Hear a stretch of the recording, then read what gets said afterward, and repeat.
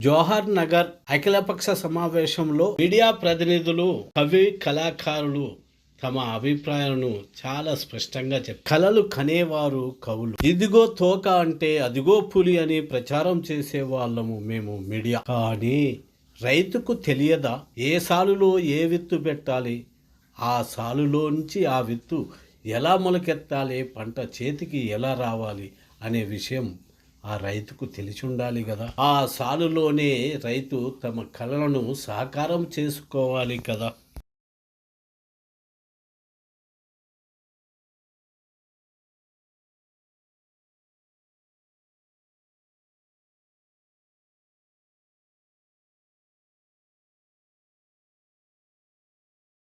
నిగిలో చుక్కాలైనరా మా బిడ్డలు, నిన్ను నూరేళ్ళు నిండినా మా అన్నలు. నిగిలో చుక్కాలైనరా మా బిడ్డలు, నిన్ను నూరేళ్ళు నిండినా మా అన్నలు. పొడుగు రాలిపోయినరా మా అక్కలు, అడిలో ఆవులైనరా మా అమరులు.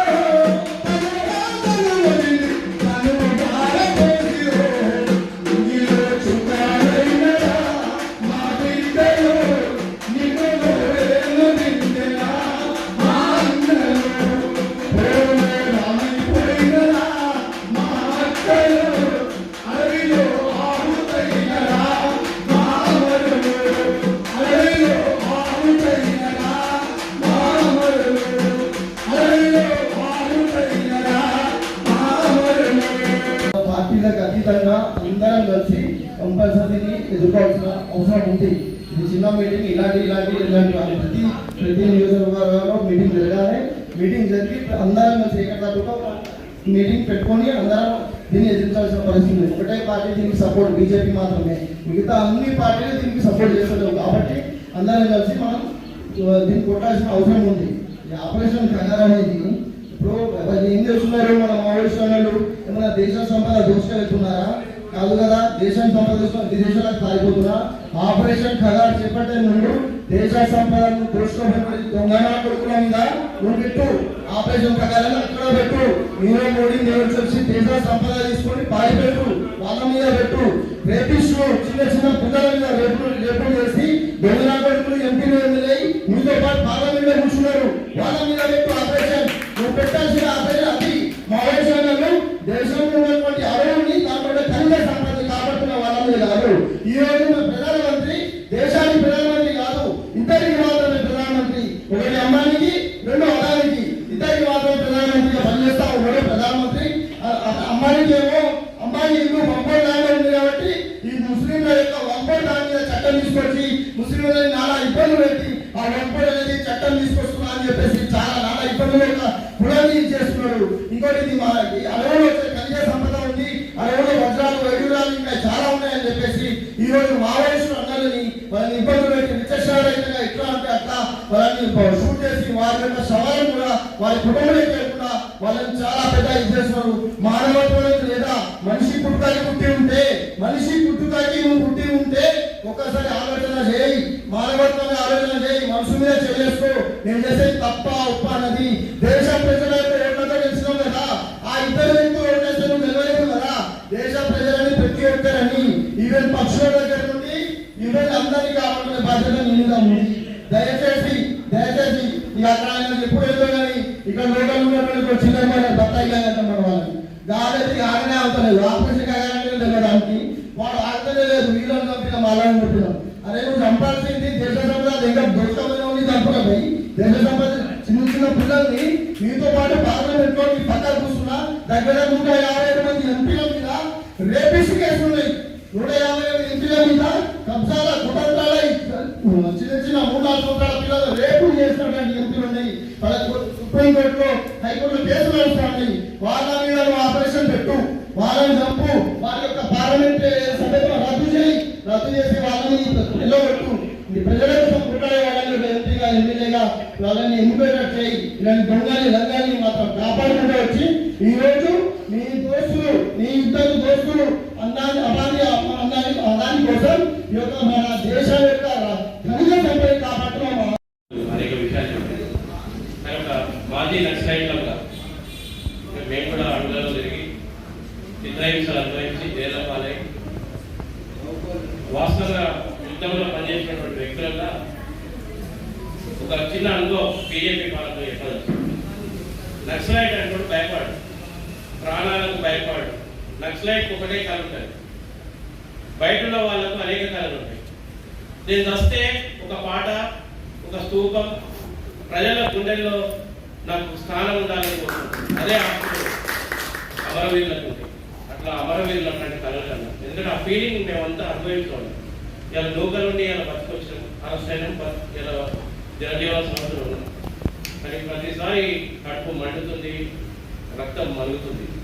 కానీ వాడు ఆధునిక టెక్నాలజీతో ఒకవైపు ఇజ్రాయెల్, అమెరికా తొత్తుగా కావాలి కుక్కగా ఇవాళ హమాస్ అక్కడ ఉన్నటువంటి ప్రజల మీద ఏ రకంగా అయితే టెక్నాలజీపై దాడులు చేస్తున్నదో సేమ్ అదే తరహా ఇవాళ ఈ దేశ మూలవాసులైనటువంటి ఆదివాసుల మీద, ఈ దేశ మూలవాసులైనటువంటి యావత్ దేశ బీసీ మైనార్టీల మీద వలస వాద యూరోపియన్ ఆరియన్స్ ఇవాళ చేస్తున్నటువంటి ఆపరేషన్ ఖగార్ పేరుతో ఈ దేశం మూలవాసుల యొక్క నిర్మూలన చేస్తుంది అనేది ఇవాళ స్పష్టమవుతుంది. ఇవాళ వాళ్ళు అదే చేశారు. హిట్లర్ వారసులైనటువంటి నేటి బీజేపీ పాలకులు అదే నాజీ ఈ నిజాన్ని పురికి పుచ్చుకొని ఆపరేషన్ ఖగార్ పేరుతో ఇలా ఇక్కడ ఉన్నటువంటి మనువాదపు ఒక పాలకులు హిందుత్వపు ముసుగులో హిందుత్వాన్ని మన మీద రుద్ది ఇలా వలసవాద ఆర్య రూపాన్ని ఆపరేషన్ ఖగార్ రూపంలో చూపిస్తున్నారు కనుక ఇది ఎప్పుడు కూడా వీరులకు చావు లేదు, విప్లవం ఆగిపోదు, ఎప్పటికీ పుట్టుకుంటూనే వస్తారు. అది ఎన్నడూ కాదు. కానీ రేపు మార్క్సిజం అజేయమైనది. ఏ పునాదుల మీద ఇవాళ ఈ పోరాటాలు జరుగుతున్నాయో ఆ పునాది మార్క్సిజం ఒక విశ్వవ్యాప్త సిద్ధాంతం, యూనివర్సల్ ఐడియాలజీ అని ఒక సైంటిఫిక్ సైన్స్.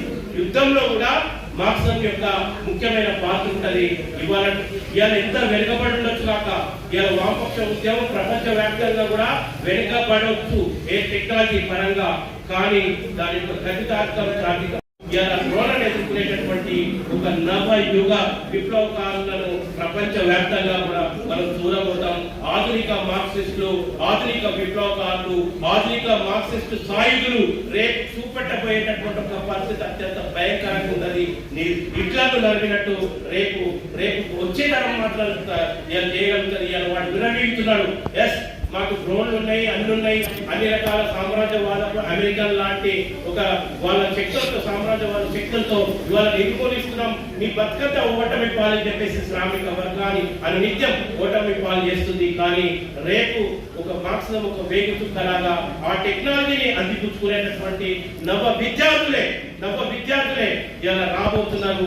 వాళ్ళే ఈ ఖచ్చితంగా విప్లవాన్ని చేయగలుగుతారు. ఇవాళ నువ్వు నిర్మూలించగలుగుతావు, కానీ మార్క్సిజాన్ని నిర్మూలించలేవు, ఒక శాస్త్రీయ సిద్ధాంతాన్ని నిర్మూలించలేవు, ఒక గతితర్కాన్ని నువ్వు కాదనలేవు, ఒక చారిత్రక భౌతిక వాళ్ళ సత్యాన్ని నువ్వు ఏం చేయలేవు అని చెబుతూ అనునిత్యం ఓటమికి గురవుతున్నావు. కానీ ఓటమి మనం చెందలేము.